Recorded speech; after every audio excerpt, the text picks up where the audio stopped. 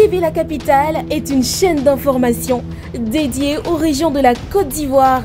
Vous êtes une institution, un ministère, une ONG, une petite et moyenne entreprise, une agence de transport ou d'hôtellerie, un établissement scolaire ou un promoteur d'événements?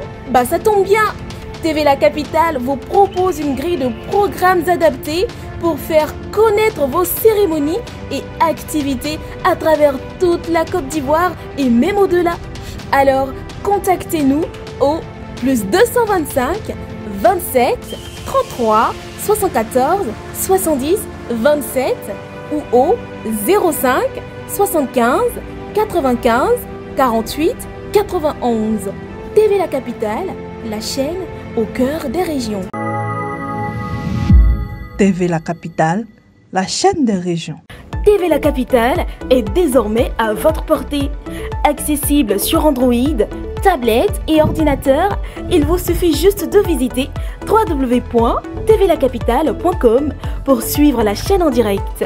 Et nous vous proposons une couverture complète de l'actualité en Côte d'Ivoire, du nord au sud, en passant de l'est à l'ouest, sans oublier le centre.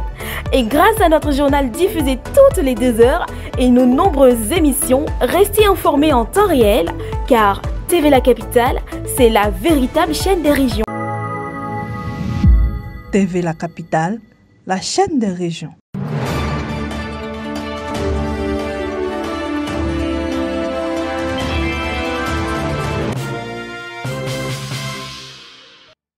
Bonjour chers téléspectateurs, bienvenue sur TV La Capitale, la chaîne des régions. Je suis Aura Laetitia. À présent pour vous, les titres. Yamoussoukro, lancement de l'opération Vacances sécurisées 10.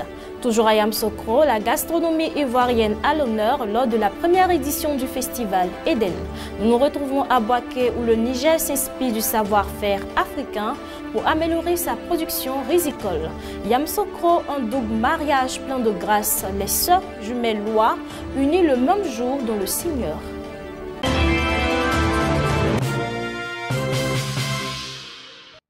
Vacances sécurisées 10, initiative conjointe des forces de défense et de sécurité visant à assurer la tranquillité publique durant la période des vacances scolaires, a démarré le samedi dernier en présence de plusieurs autorités administratives et militaires. Le reportage de JC Kofi, commenté par Soro Estelle. Les voitures de patrouille, les hommes, tout est prêt pour débuter l'opération. Lors de l'ouverture de l'opération, la préfète de police a rappelé que cette initiative vise à renforcer les acquis de l'opération Épervier 10. Elle a annoncé l'intensification des patrouilles pour sécuriser les lieux publics, lutter contre l'incivisme, la drogue et améliorer la police de proximité. Elle a également présenté un bilan des actions déjà menées. Les vacances sont pour beaucoup synonymes de détente, de retrouvailles familiales, de déplacement, d'activités ludiques et culturelles. Mais elles peuvent aussi malheureusement devenir des périodes propices à la recrudescence de certains actes d'incivilité, de délinquance, d'agression ou encore d'accidents de la circulation. Ainsi, l'opération Vacances sécurisées 10 vient consolider les acquis de l'opération Épervier 10. Elle vient également maintenir la criminalité à des proportions acceptables et permettre à la population en général et aux élèves et étudiants en particulier de s'approprier l'espace qui leur revient. Dès lors, l'opération Vacances sécurisées 10 vise à anticiper et à répondre efficacement aux menaces potentielles, à assurer un climat de sérénité et de paix pendant cette période estivale. Le préfet des régions a exprimé sa reconnaissance à l'égard des forces de défense et de sécurité pour leur engagement constant à la préservation de l'ordre public. Il s'est félicité du maintien d'un indice de sécurité stable et acceptable à Yamoussoukro. Félicitations, merci pour tout le travail qui est fait, qui est abattu pour que les populations soient en sécurité. Merci pour les résultats concrets. Alors, le préfet de police a donné les statistiques, a fait le bilan de l'opération Épervier 10. Et nous avons quelques échantillons ici, les résultats de tout le travail qui a été fait et qui continue. Donc, félicitations, merci pour tout ce que vous faites pour que les honnêtes citoyens puissent être tranquilles pour vaquer à leurs occupations. La cérémonie a réuni plus de 300 participants. Elle s'est achevée par un défilé motorisé dans les principales artères de la ville, marquant ainsi l'effectif de l'opération Vacances sécurisées 10. La capitale politique de la Côte d'Ivoire, Yamoussoukro, a vibré du vendredi 25 au dimanche 27 juillet 2025 au rythme des saveurs, des senteurs et des traditions culinaires lors de la première édition du festival gastronomique Eden.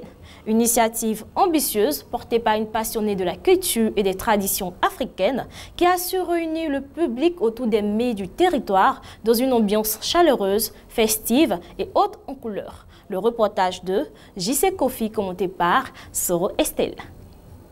C'est avec l'objectif de valoriser la richesse gastronomique ivoirienne, mais aussi celle du continent africain, que s'est tenue la première édition du festival Eden à Yamoussoukro. Imaginée et concrétisée par une amoureuse de la cuisine locale et des traditions culturelles africaines, cet événement a permis de célébrer la diversité des mets typiquement ivoiriens et africains dans un cadre festif et familial.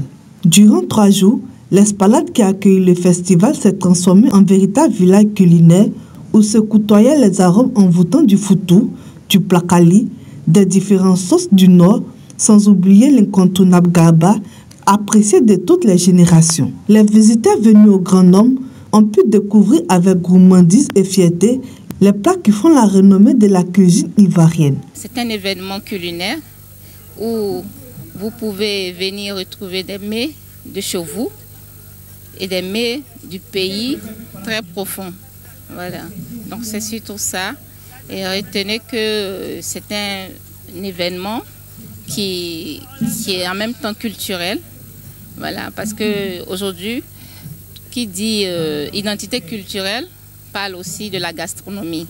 Et nous essayons aussi ensemble avec tous ceux qui aiment la bonne bouffe ivoirienne et la bonne bouffe du village, nous essayons ensemble de leur donner ces mets qu'ils ne retrouvent pas forcément chez eux à la maison et aussi faire la promotion surtout de nos vaillants cultivateurs qui cultivent jour et nuit, excusez-moi, pour pouvoir nous donner ces vivriers-là, ces éleveurs aussi qui nous donnent la matière première aussi pour pouvoir confectionner ces bons mets-là. Donc c'est ensemble que nous faisons cette fête culinaire et vraiment nous sommes très heureux ce soir de rassembler tous ces secteurs d'activité pour nous accompagner sur ce festival.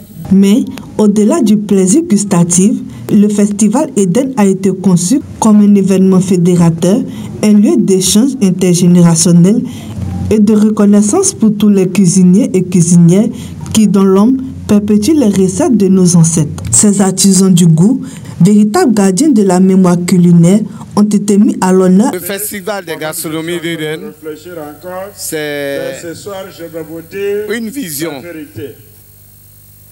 d'Eden de faire de la gastronomie ivoirienne cette année quelque chose de spécial en Côte d'Ivoire. Promouvoir tout ce qui est gastronomie en Côte d'Ivoire. Quand on prend le centre, on sait qu'il y a le Namoukou, on prend l'ouest, on va à Guiglo, il y a le Baouin, on va à Divo, il y a le Kékira. Eden a voulu ressortir toute la beauté de la gastronomie en Côte d'Ivoire. Et nous avons organisé ce festival qui a sa première édition. Et nous comptons le réitérer chaque année. Je suis ce soir au festival gastronomique qui se passe actuellement à Yamoussoukro. Il est sur 3 jours. En tout cas, ça se passe vraiment très bien. Nous avons nos menus ici qui sortent vraiment très bien. Les gens ont pour habitude de manger tout ce qui est poulet, poisson, grillade.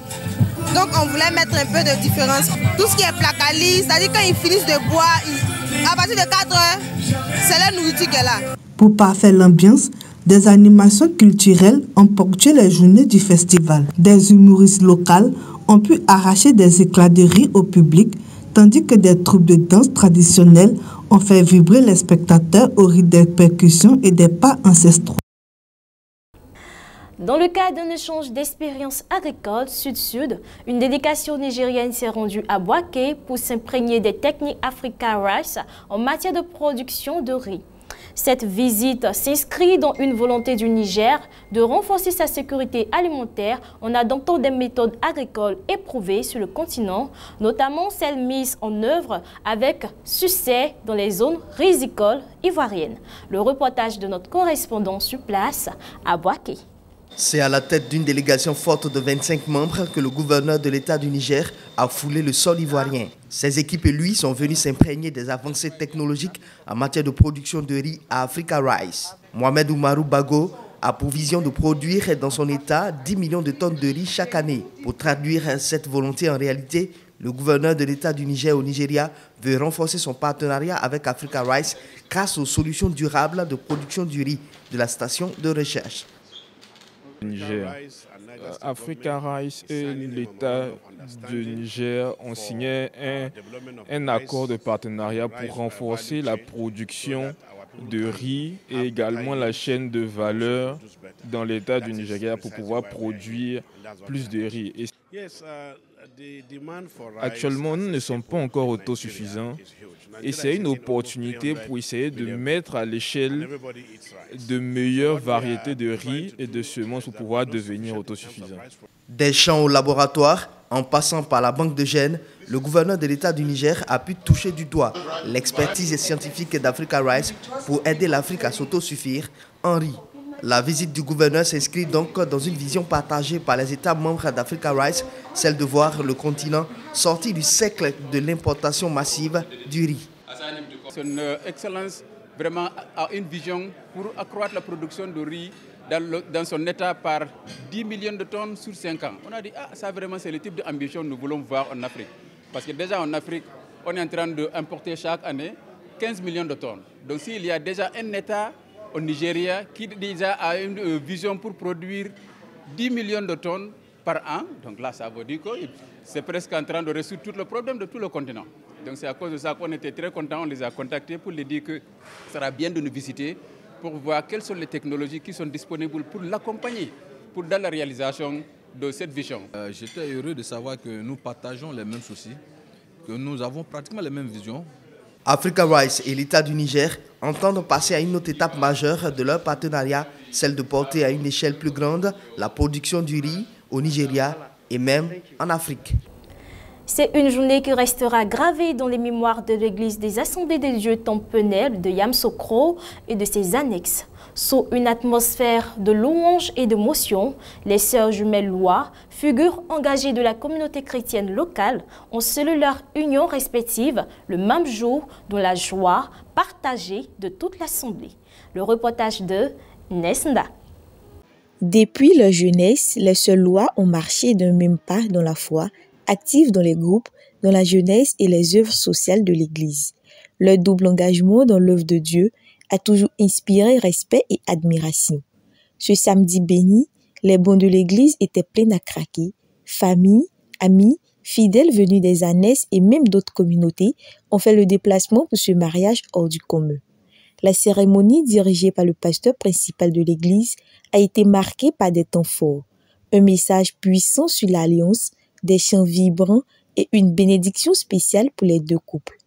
Ce qui a particulièrement ému l'assistance, c'est la complicité intacte entre les sœurs jumelles, habillées de tenues semblables au ton blanc et doré.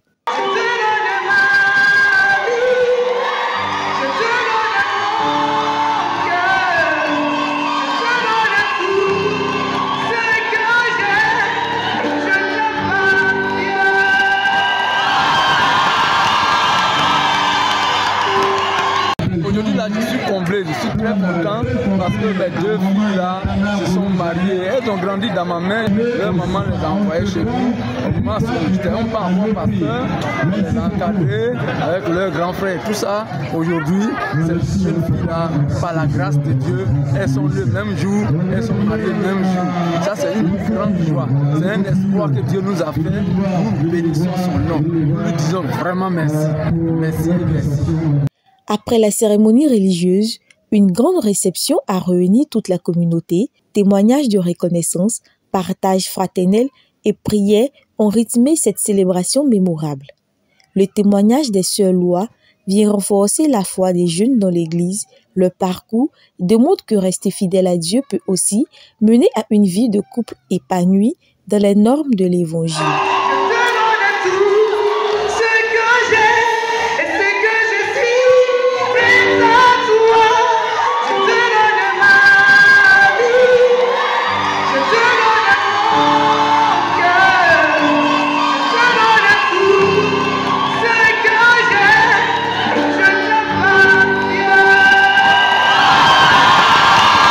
C'est suite à ce fin de journal rempli d'émotions, de joie et de bonheur que je vous dis à la prochaine édition. D'ici là, que Dieu vous protège.